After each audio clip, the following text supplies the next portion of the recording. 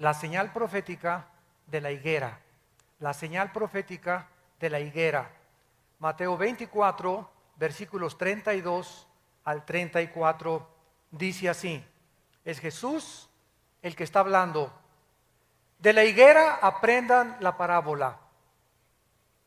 Cuando ya su rama está tierna y brotan las hojas, saben que el verano está cerca. Así también ustedes, cuando vean todas estas cosas, conozcan que está cerca, a las puertas. De cierto os digo que no pasará esta generación hasta que todo esto acontezca. Cristo anteriormente, en el capítulo 24, había enfrentado a los discípulos que estaban inquietos por saber, como nosotros también, como la curiosidad nata del ser humano, cuándo iban a cumplirse las profecías de los últimos tiempos. Le hicieron 3 preguntas en Mateo 24:3. Dinos cuándo serán estas cosas. La primera pregunta. La segunda, ¿qué señal? Danos una señal. Jesús, bueno, aunque no quieras darnos el día ni la hora, danos una señal. Una señal es algo que apunta hacia algo. Danos una señal, algo que nos pueda decir, pues nos encontramos ya, ¿verdad?, verdaderamente en los últimos tiempos. Y en tercer lugar, danos una señal del fin del mundo. Entonces Jesús comienza a describirles en el capítulo 24 algunos eventos que iban a preceder su segunda venida, muchos de los cuales se han cumplido y se están cumpliendo delante de nuestros ojos. Por ejemplo, el versículo 5 dice: vendrán muchos en mi nombre diciendo, yo soy el Cristo, y a muchos se engañarán. O sea, una de las señales de Jesús es que comenzarían a levantarse falsos mesías. Los más notables han sido Sun Myung Moon, líder de la iglesia, fundador de la iglesia unificada, un coreano que dice que es Cristo. David Koresh, muerto en Waco, Texas. Arifin Mohammed, de Malasia. Y últimamente Sergei Torop, de Rusia, que dice que es Cristo, y la gente está en una colina yendo con él y está fundando él el milenio.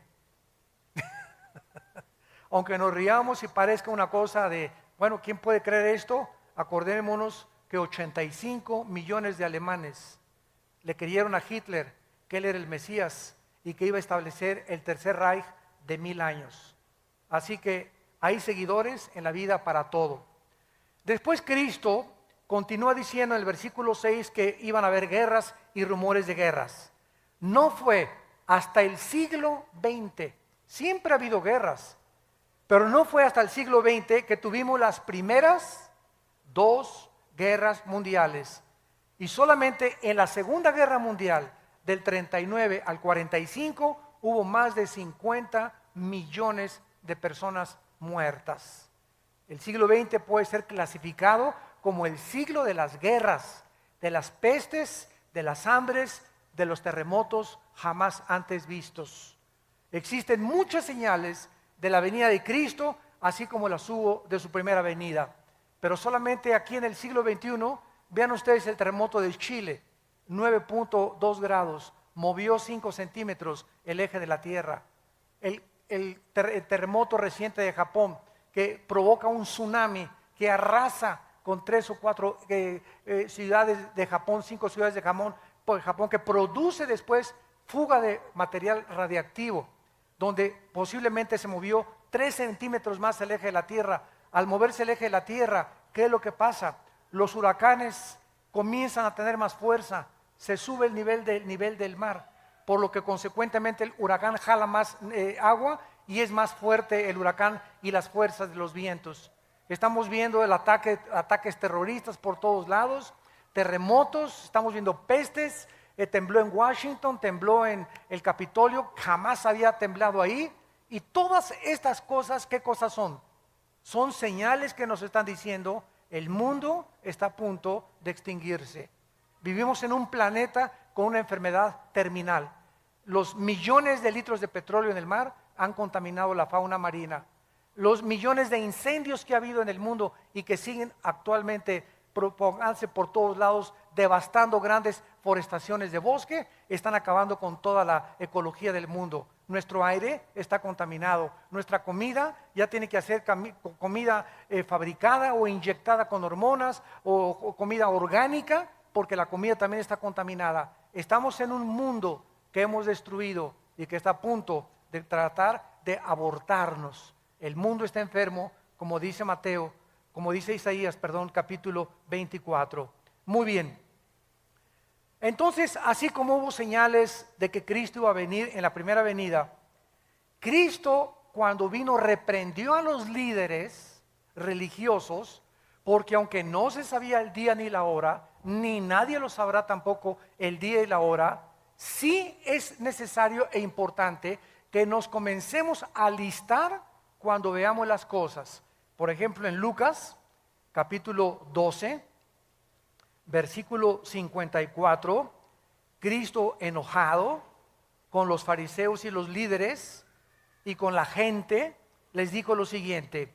Lucas 12, 54. Decía también a la multitud: cuando veis la nube que sale del poniente, luego decís, agua viene, y así sucede. Es lógico, ¿verdad? Salimos ahorita a la calle y está todo nublado y aborrascado el cielo. ¿Qué cosa nos muestra?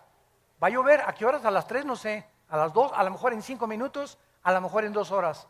Pero el acumulamiento de nubes nos habla de que ya no tarda en caer la lluvia. Cuando sopla el viento del sur, decís, hará calor, y lo hace. Es en lo que se basan los pronósticos del tiempo y de los climas. ¿Cómo pueden saber que la semana que entra va a haber 75 grados de temperatura, o 25 en Acapulco y 32 en Cancún, etcétera, etcétera? ¿Cómo lo hacen? Midiendo con los satélites y el calor, el tiempo, el calor, la precipitación y la velocidad, etcétera, etcétera. Todo eso les hace hacer pronósticos que, aunque no son 100% exactos, por lo menos dicen, pasado mañana va a llover, o va a haber un calor tremendo la semana que entra, etcétera, etcétera.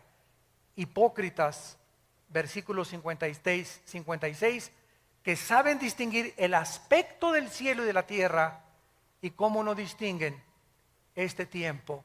¿Cómo no supieron los fariseos que Jesucristo iba a nacer en Belén? Isaías lo decía, que su madre iba a ser una virgen, que cuando hubiera un levantamiento en Roma y tratara Roma de conquistar Jerusalén y el mundo, el Mesías iba a venir. ¿Cómo es posible que no hayan podido estar preparados? A lo suyo vino y los suyos no le recibieron. Me pregunto si sucederá lo mismo con nuestra generación. ¿Estaremos tan ciegos de no darnos cuenta en qué tiempo nos estamos encontrando? Jesús comparó estos eventos en Mateo 24, 8 con dolores de parto. Dice en Mateo capítulo 24, versículo 8, todo esto será principio de dolores, que son los dolores, la palabra griega, que experimenta una mujer cuando va a parir. Una mujer cuando va a parir, ¿cómo comienzan los dolores? Comienzan con contracciones cada vez más fuertes, cada vez más fuertes, cada vez más fuertes, van aumentando en intensidad y en dolor, hasta que se revienta la fuente de agua, ¿verdad? Y entonces la mujer tiene que ser internada inmediatamente en un hospital. Entonces Cristo dijo que los terremotos, los huracanes, los tsunamis, toda la descomposición ecológica iba a ir aumentando, aumentando, aumentando, como lo estamos viendo con nuestros ojos. Los terremotos son cada vez más fuertes, producen más daños, los huracanes son cada vez más devastadores, los tsunamis están comenzando a inundar ya grandes cantidades y grandes costas en los continentes del mundo. ¿Y quién puede estar ciego a lo que está pasando en Israel? Lo que va a pasar en 2 o 3 días. Esto es increíble a la luz de la Biblia. Muy bien, vamos a ver ahora que la Biblia nos revela que los cristianos sí podemos conocer los tiempos acerca de la segunda venida de Cristo. Veamos esto en Primera de Tesalonicenses, capítulo 5, versículos del 1 al 5. Primera de Tesalonicenses, capítulo 5, los primeros 5 versículos. Y dice el apóstol Pablo, acerca de los cronos, se tradujo tiempos, o sea, el tiempo cronológico. Y acerca de las ocasiones, ponlo en tu Biblia ahí, kairos, o sea, tiempos específicos. Una cosa es cronológicos, otra cosa es específicos. O sea, acerca de la cronología de los tiempos y el tiempo específico de algún evento, no tiene necesidad, hermanos, de que yo les escriba. Porque vosotros sabéis perfectamente. Debemos los cristianos tener este conocimiento, que el día del Señor vendrá como ladrón, que cuando digan paz y seguridad, no es hasta que haya un tratado de paz en el mundo, donde se diga algún dictador, ya basta de guerras entre árabes y judíos, ya basta de problemas en el mundo, como lo hizo Hitler en 1932 al 34. Alemania estaba azotada por el comunismo, se formó el Partido Nacional Socialista, no había trabajo, el orgullo alemán estaba hasta los suelos después de que perdieron la Primera Guerra Mundial, era una población, un grupo humillado ante el mundo, y llega una voz del Führer, de Hitler: yo saco a Alemania, comienza a darle el empleo a todos, fabrica, producen la Porsche, se produce el carro Volkswagen, que Hitler dijo: le voy a dar un premio al mejor diseñador de autos que me haga un carro para el pueblo. La palabra Volks significa pueblo en alemán, Wagen en alemán significa pueblo. Entonces Volkswagen significa el carro del pueblo. Y pues hasta el momento, ¿verdad?, ha sido un carro increíble desde la Segunda Guerra Mundial. Y sacó a Alemania totalmente del pozo de desesperación en que se encontraban. Y 85 físicos, matemáticos, doctores, licenciados, abogados, maestros de escuela, no estoy hablando de indígenas, 85 millones de profesionistas, de personas cultas, de personas que fueron a la universidad con premios Nobel, etcétera, etcétera, votaron por Hitler y le creyeron a Hitler. ¿No le creerán al anticristo? Cuando el anticristo va a hacer señales sobrenaturales, lo van a tomar como un extraterrestre al anticristo, va a hacer llover fuego del cielo, va a hacer que su imagen aparezca de repente por todos lados, van a creer que realmente los extraterrestres ya aterrizaron en la tierra y van a traer la época del acuario que el diablo ha promovido en el mundo desde hace muchos años. Entonces dice el apóstol Pablo, versículo 3, cuando digan paz y seguridad, vendrá destrucción repentina como los dolores a la mujer encinta y no escaparán. Escuchen con atención lo que dice Pablo. Mas vosotros, hermanos, o sea, todos nosotros los cristianos, no estamos en tinieblas para que aquel día nos sorprenda como ladrón. Dios no quiere que nosotros seamos sorprendidos de repente y voltees y tu esposa desapareció y tus hijos desaparecieron y millones de bebés en los hospitales recién nacidos desaparecieron y pilotos con aviones se van a estrellar en el mar porque el piloto desapareció. Choferes van a congestionar las carreteras internacionales porque desaparecieron de repente manejando. Va a haber un caos y una confusión en el mundo entero de la desaparición de millones de personas. Tú vas a ser de aquellos que vas a decir: ¿qué pasó? ¿Dónde está mi vieja? ¿Dónde está mi viejo? ¿Dónde están mis hijos? No, ¿verdad? Dios no quiere que nosotros seamos como ladrón. Vendrá a los incrédulos, pero no a nosotros. Métete eso en tu cabecita.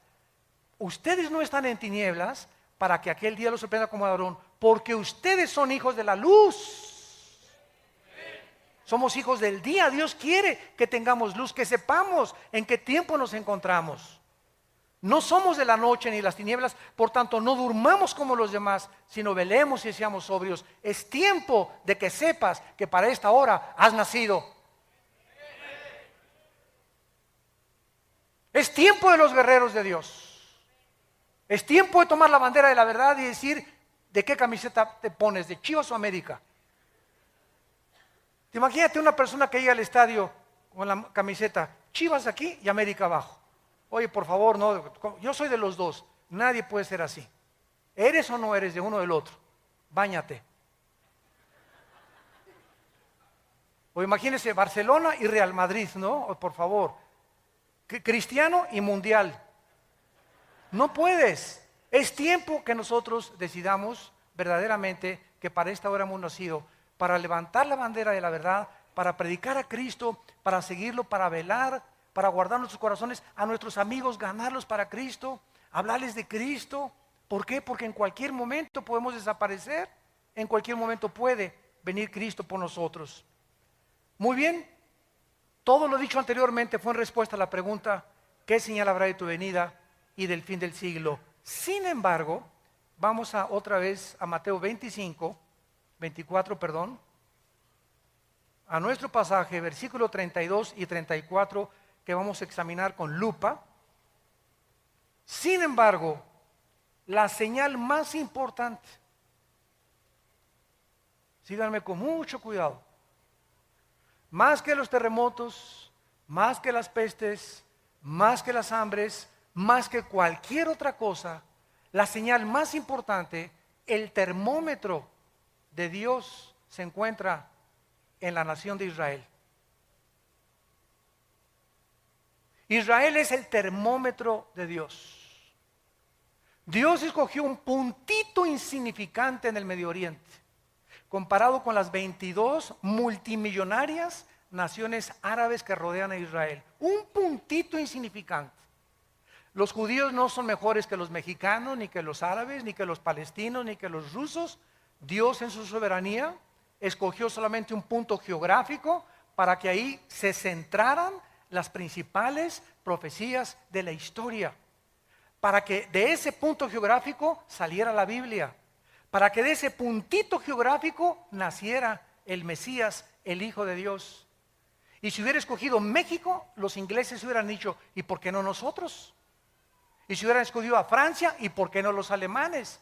La cuestión es que a Dios le dio la gana, no te iba a preguntar a ti ni a mí, a escoger un punto geográfico y una nación, y Él escogió Israel. ¿Y quién va a contradecir a Dios? ¿Por qué escogiste Israel? Vuelvo a repetir, no fue porque fueran mejores, porque se los dijo en Deuteronomio 7, sino porque los amé y porque quiero que mis profecías se cumplan a través de ustedes. Entonces Dios escoge Israel y desde 1948, 14 de mayo de 1948, el Estado libre, independiente y soberano de Israel, ante los ojos estupefactos del mundo entero, se constituye como una nación en un día. Cumpliendo la profecía de Isaías 66, ¿podrá nacer una nación en un día? Pues ha sido Israel la única de la historia. Este es importante porque tenemos que preguntar dos preguntas para contestar nuestro pasaje. Número uno, ¿quién representa la higuera? Porque dice el pasaje, Mateo 24:32, de la higuera aprendan la parábola.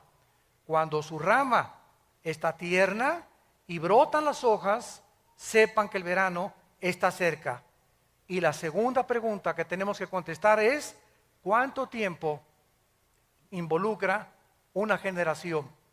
Si podemos descifrar estas dos claves, ¿quién es la higuera y cuántos años constituyen una generación a los ojos de Dios en la Biblia? Tenemos bastante información para darnos cuenta que nos encontramos en esa generación, que no pasará hasta que todo acontezca. Sigamos leyendo y sigamos estudiando. Vamos a ver en primer lugar en Oseas, en el Antiguo Testamento, que en el Antiguo Testamento la nación de Israel representa o está representada por dos árboles. Uno es la vid, que produce uvas, o la viña, y otro la higuera, que produce higos. Dice en Oseas 9, versículo 10. ¿Ya lo tienen? Como uvas en el desierto, hallé a Israel. Como la fruta temprana de la higuera, en su principio vi a vuestros padres. Aquí Cristo compara con dos árboles a Israel, con la vid y con la higuera. Pero es interesante, ¿verdad?, que la higuera es la última planta del año en florecer. Hay 3 árboles en la Biblia: el olivo, que representa las bendiciones. Dice en Romanos 11 que fuimos injertados en el olivo. Nosotros somos el olivo silvestre, el olivo original es de Israel. El olivo representa las bendiciones que vienen con el Espíritu Santo. La vid representa el sistema religioso, la viña. Isaías 5, planté una vid y vine a buscar fruto y no la encontré.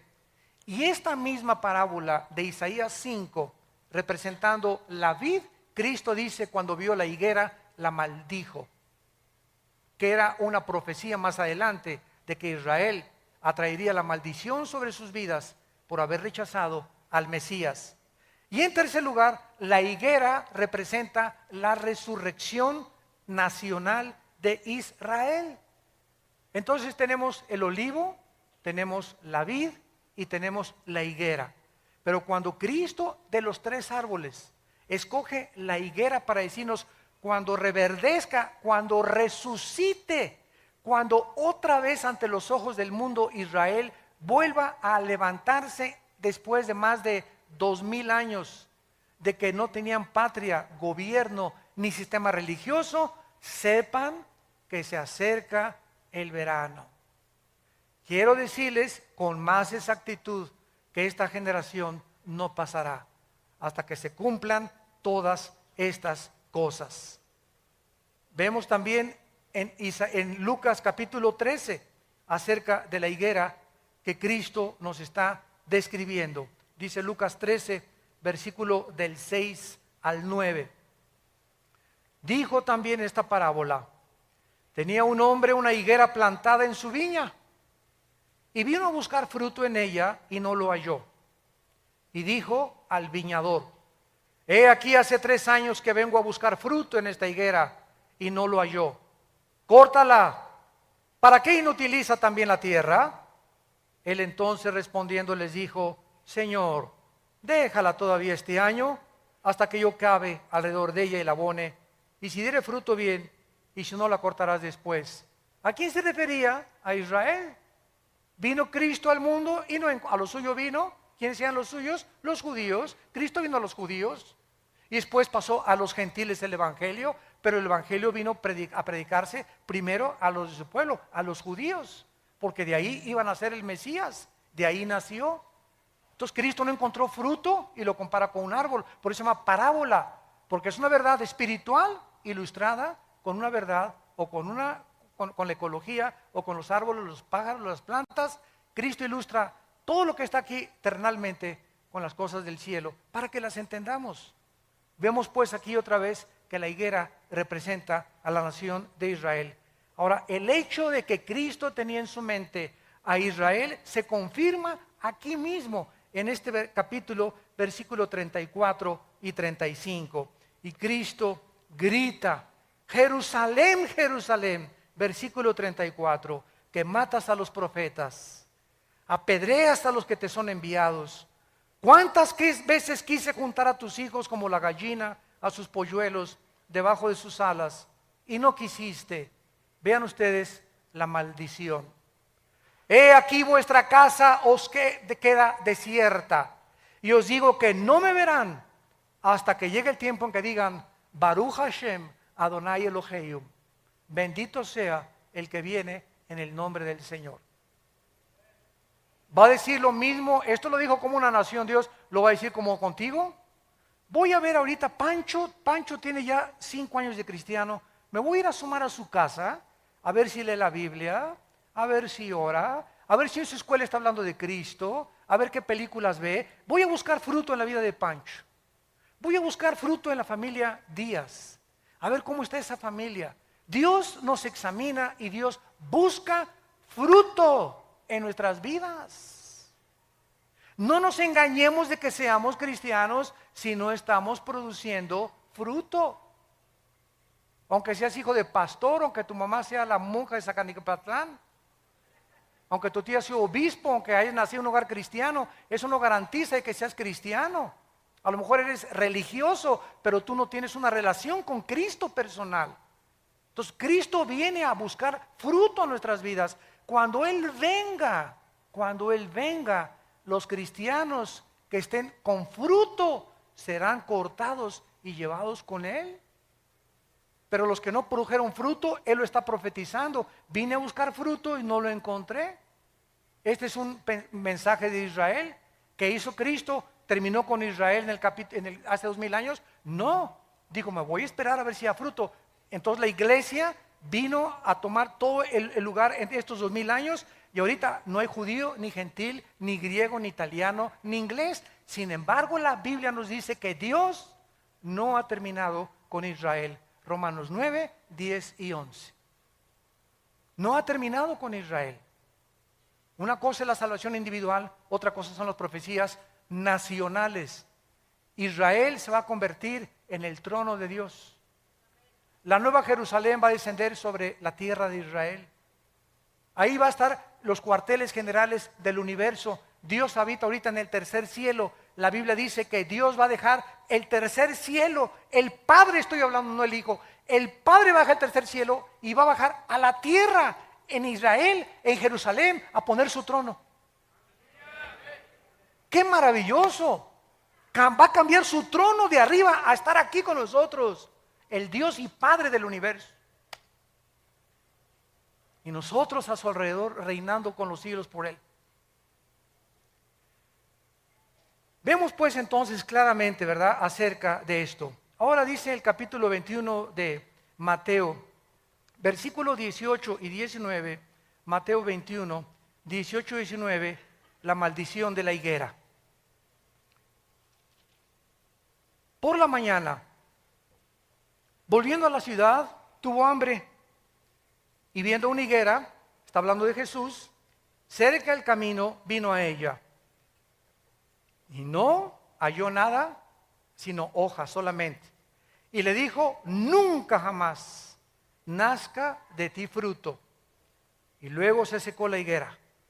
Viendo los discípulos que se han maravillado, ¿cómo es que se secó enseguida la higuera? Bajo el Nuevo Testamento, para que entendamos este pasaje, los judíos tenían que presentarse 3 veces al año delante del Señor en la ciudad de Jerusalén. Jesús mismo vino a la ciudad de Jerusalén, vía Jericó, porque era el camino que siempre tomaba Cristo para llegar a Jericó, y en varias ocasiones fue a Jerusalén Cristo para celebrar, ¿se acuerdan las bodas de Caná, los tabernáculos, el Yom Kippur? Lo vino a celebrar Cristo en Jerusalén. Uno de esos días en que Cristo iba a Jerusalén, se encontró con la higuera, que sin duda en los viajes anteriores la había visto. Pregunta, ¿por qué no la maldijo antes, verdad? Lo vamos a ver. Pero el día precisamente en que él maldijo la higuera fue el día de su entrada triunfal a Jerusalén, cuando observó que no tenía fruto.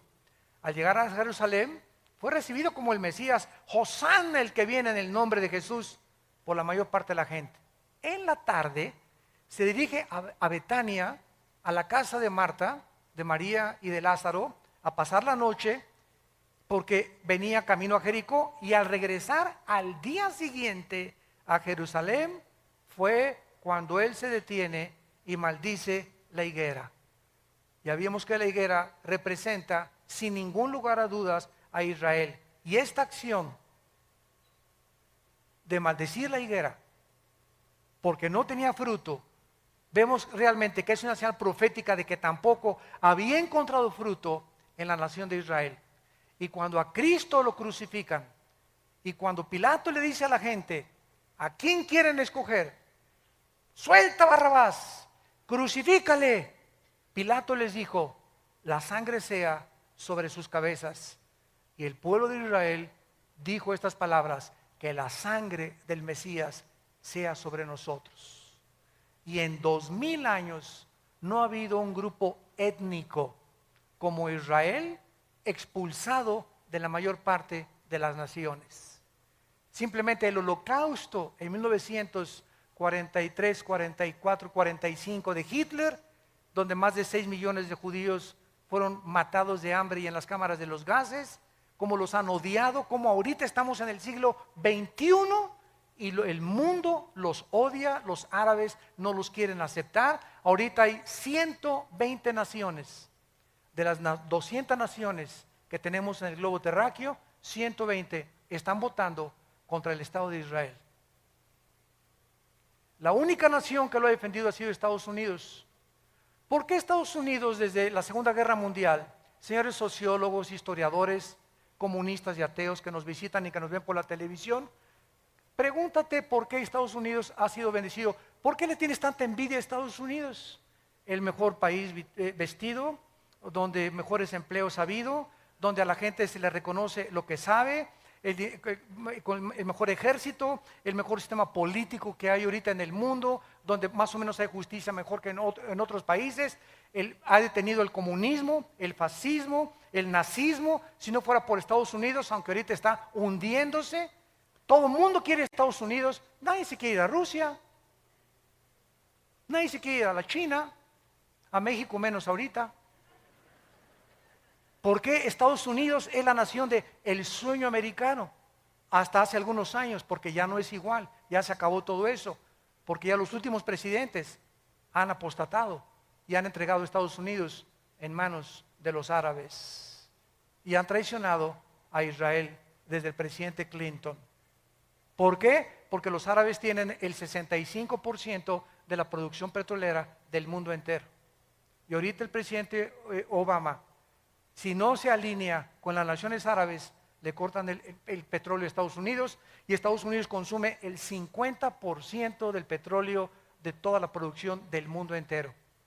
Después de Estados Unidos sigue China, Japón y Alemania. Pero Estados Unidos consume la mitad del petróleo que se produce en el mundo. Así que por eso hundirían totalmente sin petróleo igual a Europa si los árabes no acceden Occidente a que el Estado palestino sea reconocido, quitarles Jerusalén y que puedan los judíos devolver los territorios que ganaron en la guerra.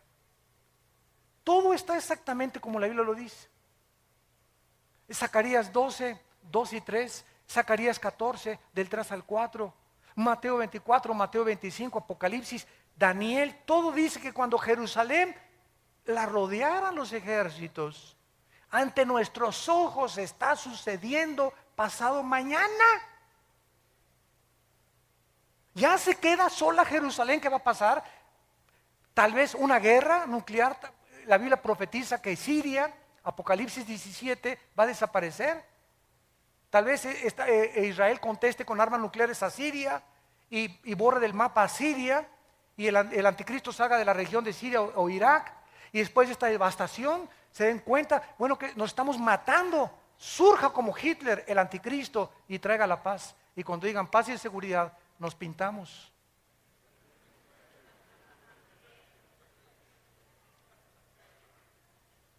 Todo está sucediendo exactamente como la Biblia lo determinó. Dios, yo soy Dios, Isaías 44, que pongo en orden desde el principio lo que ha de acontecer. Nadie más que Dios podía habernos puesto cronológicamente la caída de los imperios, el transcurrir de la historia, cómo iban a acontecer, cómo sería la última generación, lo que iba a pasar. Todo lo que dice Apocalipsis está sucediendo. En el 2012, el año que entra, ¿qué están esperando? Que se alineen los planetas. Que el satélite Alien, ahorita que dicen que es un planeta, cuando se alineó con el Sol, tembló en Chile. Cuando se alineó con el Sol, este planeta, tembló en Japón. Ahora esperan que en el 2012 se alinee otra vez con el Sol y tal vez vengan ahora sí radiaciones solares, ya no hay ozono que nos proteja y comienza el mundo a ser convulsionado. Comienzan los tsunamis a inundar Hawái, Acapulco, Cancún, las costas, la costa mediterránea, Francia, etcétera, etcétera, desfalleciendo los hombres por las cosas que sucederán, confundida la gente por el bramido de las olas y del mar, por los terremotos y toda la gente buscando una luz, y nosotros somos en esta generación la luz. ¿Estás tú brillando en tu casa, en tu familia? ¿Estás tú brillando en tu trabajo con tus amigos? ¿O sigues con el triunfo del amor? ¿Sigues viendo a Lady Gaga? ¿Por eso estás tan enchamucado como estás? ¿En qué mundo? Es que es el tiempo de nosotros. Hay un solo versículo en el Nuevo Testamento de David. Un solo versículo de David en Hechos. ¿Saben lo que dice la Biblia de David? El Espíritu Santo, ¿cómo resumió la vida de David? Dice en Hechos, y David sirvió a su generación. Es todo lo que se dice de David. ¿Cuál es ahorita es la generación de nosotros? Desde que tú naciste es tu generación. ¿Qué estás haciendo por tu generación? Los años así pasan. Y no te has decidido todavía a hablar de Jesús, a entregar tus bienes a Jesús, a seguir a Jesucristo, a hablar de Cristo, a santificar tu vida, a limpiar tu vida sexualmente. Esta maldición la hizo Cristo saliendo de la casa de Marta y de Lázaro y yendo más adelante. Con todos los antecedentes podemos ver claramente, ¿verdad?, que las señales que Jesús dio durante todo su sermón, el Monte de los Olivos, era para que aprendieran claramente que Israel estaba a punto de ser destruida. En el año 70 los romanos llegaron con el general Tito y no dejaron piedra sobre piedra. Cuando Cristo vivió, ¿saben cuál era el objeto de los fariseos? Construir edificios y templos. Y cuando le preguntaron a Cristo en Mateo 24 las señales, los judíos estaban, mira nomás qué iglesia totota, mega iglesia preciosa, cortinas persas, lámparas hawaianas, luces de Francia, tapetes persas, etcétera, etcétera. Y Cristo dijo, ustedes ahorita se gozan en edificios, yo les diré que no quedará piedra sobre piedra. Y cuando vino Roma y arrasó con Jerusalén, ¿dónde quedaron sus supuestos templos e iglesias hechos pedazos? ¿Quiénes sobrevivieron? Las almas de los hombres. ¿Y nuestra generación es diferente? No, nuestra generación es exactamente igual. Ahora estamos tratando de hacer megas construcciones de 20, 30 millones de dólares, cuando Dios no nos mandó a construir edificios, nos mandó a predicar el Evangelio de Jesucristo. Ya si Dios nos quiere regalar, y si alguien me dice, te regalo 15 millones de dólares para que hagas un edificio, una iglesia, gloria a Dios. Pero a la iglesia no la vamos a meter en drogas, ni a obligar, ni a presionar. Den y den y den y den. Les decimos, den para las misiones, para mandar misioneros, para sostener más pastores. Nunca hemos pedido para la construcción. Y hasta ahorita Vida Nueva para el Mundo no tiene, ni es dueña de ningún edificio en el mundo entero. No somos dueños de nada. Y así hemos sobrevivido y estamos en más de 70 naciones, sosteniendo a más de 15 misioneros y pastores en el mundo.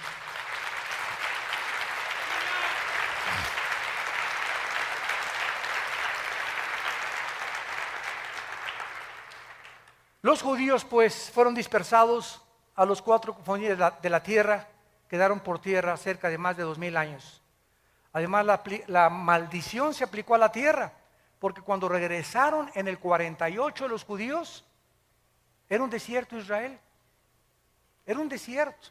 Los palestinos dicen que era tierra de ellos. Esto es la mentira más grande del mundo.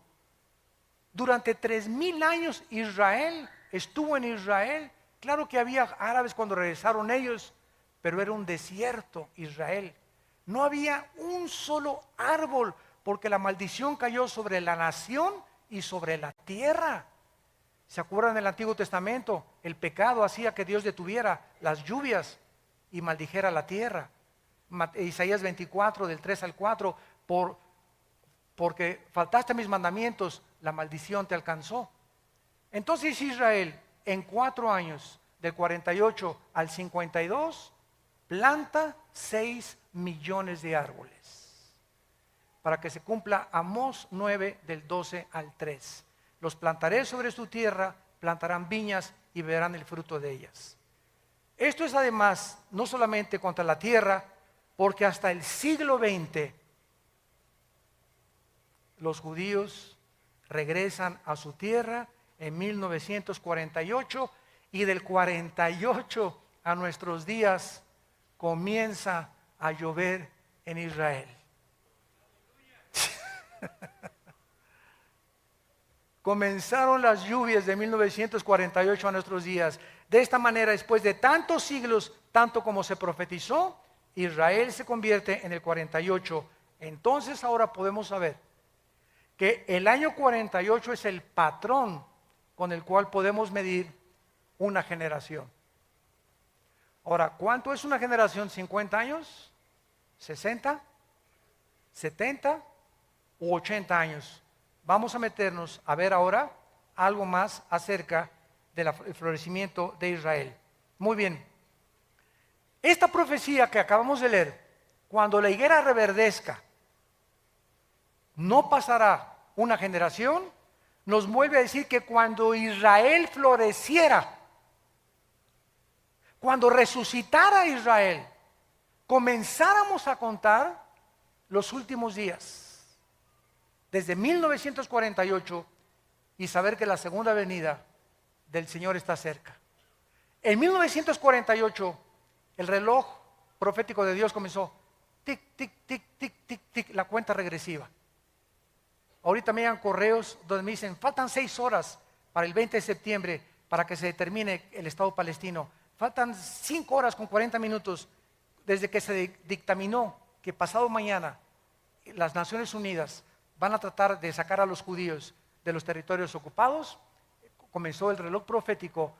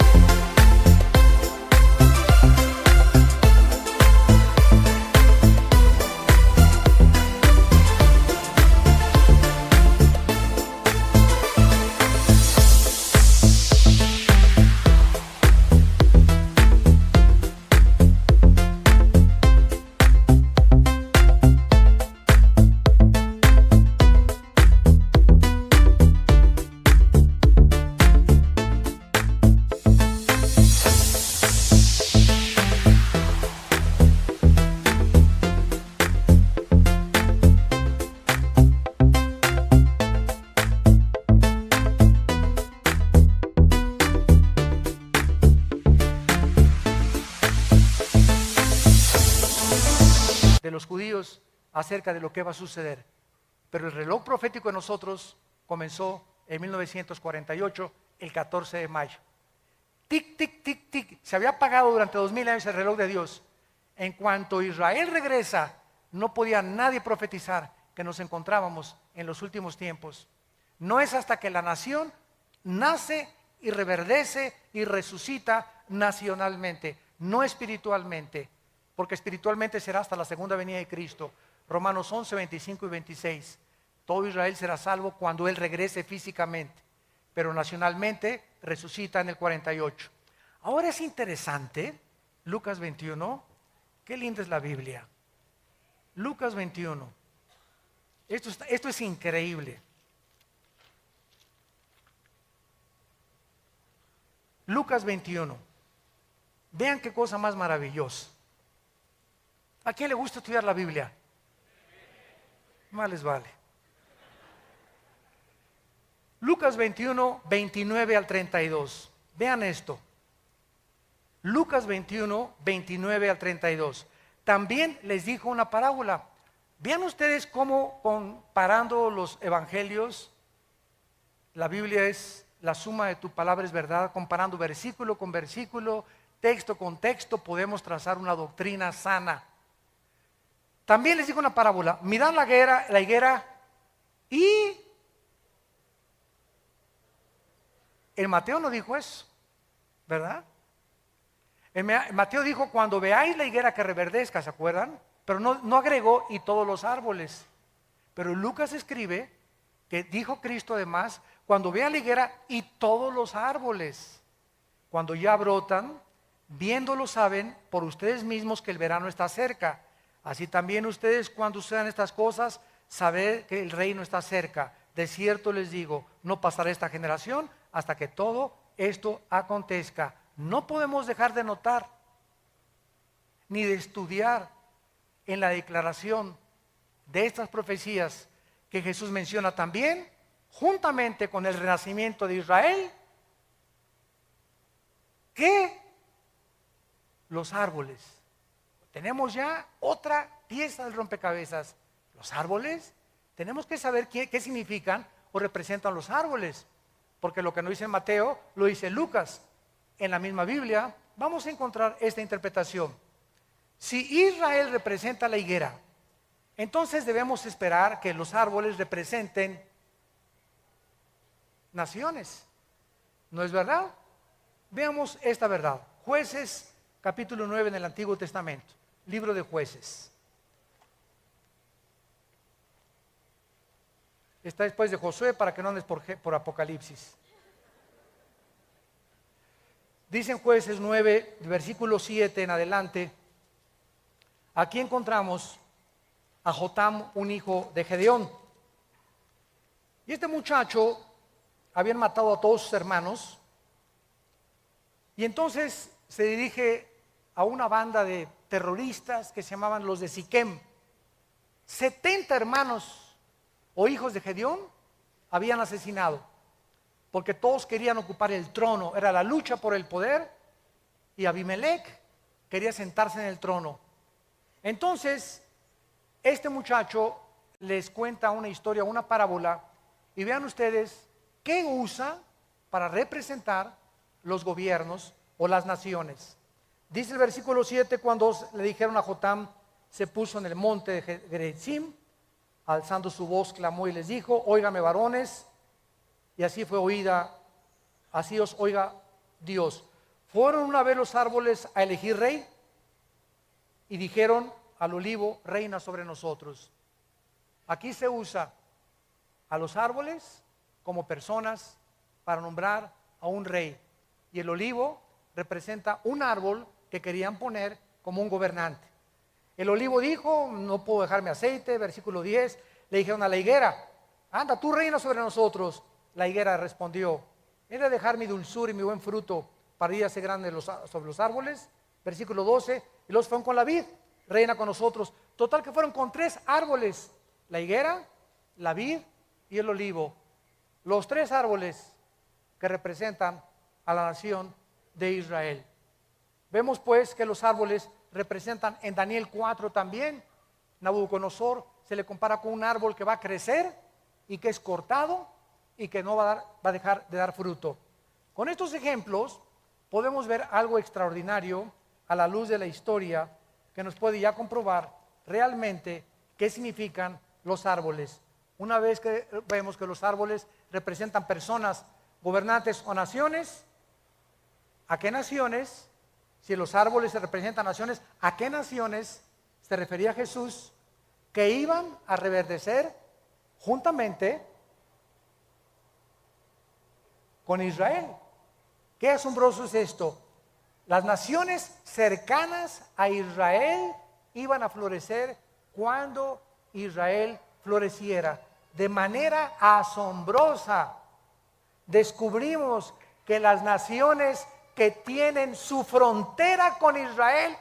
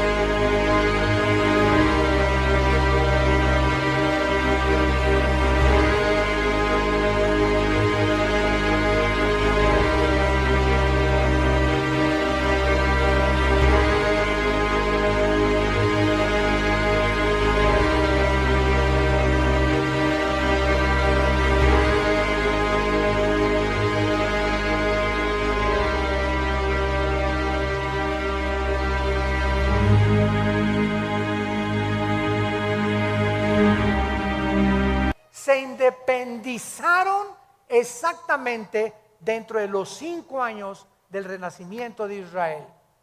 El Líbano, Jordania, Siria y Egipto obtuvieron su independencia entre 1943 y el 52.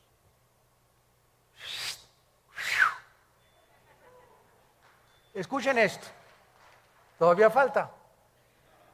Líbano, después de la Primera Guerra Mundial, Francia obtuvo el mandato de Siria, que era la antigua porción del Imperio Otomano o de los persas. Francia superó la región del Líbano en 1920 y en el 43 Líbano florece como nación independiente. Jordania, después de la Primera Guerra Mundial, la disolución del Imperio Otomano, Inglaterra recibe el mandato de gobernar la mayoría del Medio Oriente. La Gran Bretaña separa la región autónoma de Transjordania en 1920 y Jordania se independiza en 1946 y adopta el nombre de Jordania hasta 1950. Siria administra esta región Francia después de la guerra y Siria se independiza en el 46 también, exactamente cuando se independizó Jordania. Egipto obtiene su independencia y soberanía con el derrocamiento de la monarquía británica en 1952. Estas naciones, al igual que Israel, no existían independientes hasta después de 1943. Y esto fue simplemente eran parte del Imperio Otomano, parte del Imperio Británico o colonias de Francia. Su nacimiento alrededor de Israel en el 48 nos muestra de manera asombrosa que eran las naciones a las cuales Cristo profetizó, que no es coincidencia que en ese tiempo de 5 años se independizaron todas las naciones que tienen su frontera con Israel. ¿Es la Biblia la palabra de Dios? ¿No es maravilloso que nosotros podamos saber claramente todo lo que está pasando en el mundo? Y terminamos con la generación. La es Israel, las naciones, las que tienen su frontera con Israel, que se independizaron. Ahora tratemos de ver cuánto es una generación a la luz de la Biblia. La palabra generación, dor, en el hebreo, se tradujo al griego genea, de donde viene la palabra genealogía, de donde viene la palabra genes. Nuestros genes también vienen de ahí. Y esta palabra significa una época o una generación de personas o un periodo particular de vida desde el nacimiento hasta que morimos. Vean ustedes el Salmo 78, versículo 8. Salmo 78, versículo 8. Y no sean como sus padres, generación contumaz y rebelde, generación que no dispuso su corazón, ni fue fiel para con Dios su espíritu. Israel nació el 80% de la gente de Egipto cuando tenían 40 años. Más 40 en el desierto. 80 años. Muy bien. ¿Son 80 años una generación realmente? Bueno, vamos a ver que si representa a un grupo de gente que nace y muere dentro del mismo periodo de tiempo, se le llama una generación. Salmo 90, versículo 10, nos saca de dudas. Los días de nuestra edad son 70 años. En los más robustos, los que no comen papitas ni Coca-Cola, y van a llegar a los 80 años con toda su fortaleza, es molestia y trabajo. Escuchen esto, amados hermanos santos de Dios. De acuerdo al libro de Hechos Mundiales de la CIA, World Factbook, mayo del 2010, el promedio más largo de vida de los seres humanos en el 2009 fue de 84 años en Macao. 84 años fue el promedio más elevado de vida en el 2010. Suiza ocupó el 10º lugar con 80 años de edad. Israel el 12º lugar con 80 años, punto 73. Estados Unidos el 49º lugar con 78 años de edad. Guatemala el 143º con 70 años de edad. La mayor parte de los seres humanos, o sea, de acuerdo a estas estadísticas, el 82.5% vive en un promedio de 60 años, no pasas del sesentón. El 82% de la humanidad no va a pasar de los 60. Qué increíble es esto. Y solo un 9.8% de toda la humanidad alcanza los 80 años de edad. Mi mamá ya la hizo porque tiene 86. Billy Graham tiene casi 96 años ya de edad. Mateo nos provee la clave claramente, ¿verdad? De lo que vive una persona exactamente son 80 años de acuerdo a la Biblia en los más robustos. Ahora, 1948 más 80, 2028. ¿Ok?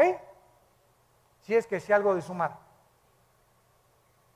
Si el 2028 más o menos, sin que sepamos el día y la hora, fuera la segunda venida de Cristo, tendríamos que restarle 7 años de la tribulación, ¿no? ¿Cuánto nos da? 2021. O sea, estamos en el 2011. ¿Cuántos años nos quedan?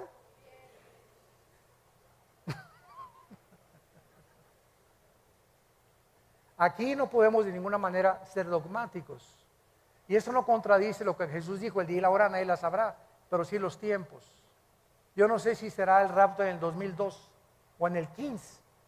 Yo siempre he dicho que no pasábamos del 15, según cálculos, y que nos libre Dios de poner una fecha, porque seríamos falsos profetas. Pero los tiempos aproximados son posiblemente antes del 2028. Si la generación de los 80 años se cumple de acuerdo a la Biblia.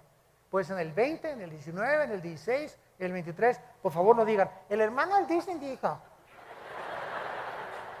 Me meten en problemas. Que quede bien claro lo que estamos diciendo. Y saben una cosa, que cuando yo leí esto, se me estremeció la piel. Le dije, Señor, ¿realmente nos estás diciendo que nos quedan 10 años, 12 años más de vida tal vez? ¿Será posible esto? Y bueno, lo vamos a ir viendo con lo que siga pasando el año que entra, etcétera, etcétera. Lo único que sé yo es que llegó la hora para la cual nacimos. Y que si estas cosas han de suceder, ¿cómo no debemos de vivir una vida pía, santa y piadosa? Entregándonos cada vez más al Señor, buscando más su voluntad y dejándonos ya de vanidades ilusorias. Y entendamos para qué nacimos. Y sepamos que lo que más le interesa a Dios es que lo conozcamos. Y que seamos guardados de la hora de la prueba. Lucas 21, para que seamos tenidos por dignos de las cosas que acontecerán en la tierra. ¿Estás tú listo para encontrarte con tu Dios? Gracias por tu palabra, Señor. Gracias por tu palabra, Señor, y por los tiempos que nos permites vivir. Donde estamos viendo que las nubes se están juntando de las catástrofes, de los holocaustos, de las tragedias en el mundo, de los fenómenos naturales, donde la naturaleza se ha vuelto contra nosotros. Y sabemos que estas son señales. Y tenemos tal vez 2 años, 10 años, solo tú lo sabes. Lo único que sabemos es que ya el tiempo se ha acercado. Y que estas consideraciones que hemos traído a la luz de tu palabra, con la ayuda del Espíritu Santo como nuestro Maestro, nos hacen temblar interiormente de temor a ti, de acercarnos más rápido a ti, de entregar nuestras vidas con pasión a ti y de saber que tú eres la única causa por la cual vivimos. Porque si vivimos es para ti y si morimos es para ti también, Señor. Ya sea que vivamos o que muramos, le pertenecemos al Señor. Muchos de ustedes que nos ven por la televisión y que están aquí presentes, yo los invito a que vengan a la cruz en este momento. Vengan a la cruz, ven a hacer la paz con Dios. Prepárate para encontrarte con tu Dios. Si Cristo no viene en 20 o 30 años, el día de tu muerte, lo vas a enfrentar. Y será el día de tu juicio, donde no tendrás otra oportunidad, como la tienes en esta tarde, de arrepentirte de tus pecados y de entender que no eres un animal. Somos personas inteligentes, agentes morales, responsables de las decisiones que tomamos, cuyas consecuencias son para bien o para mal siempre. Cada decisión que tomamos tiene consecuencias, para bien o para mal. Y tú y yo somos responsables delante de Dios, nadie más que nosotros, de las decisiones que tomamos. Ven a Cristo, toma esta decisión en tu corazón hoy, y ahí desde tu lugar dile: Señor mío y Dios mío, he oído tu voz profética a través de la Biblia y me arrepiento de mis pecados. No quiero que me sorprenda como un ladrón de repente y desprevenido tu venida. Quiero estar preparado, Señor. No quiero perderme galardones. No quiero ser avergonzado delante de tus ojos cuando tú vengas por mí. Te pido que entres a mi corazón.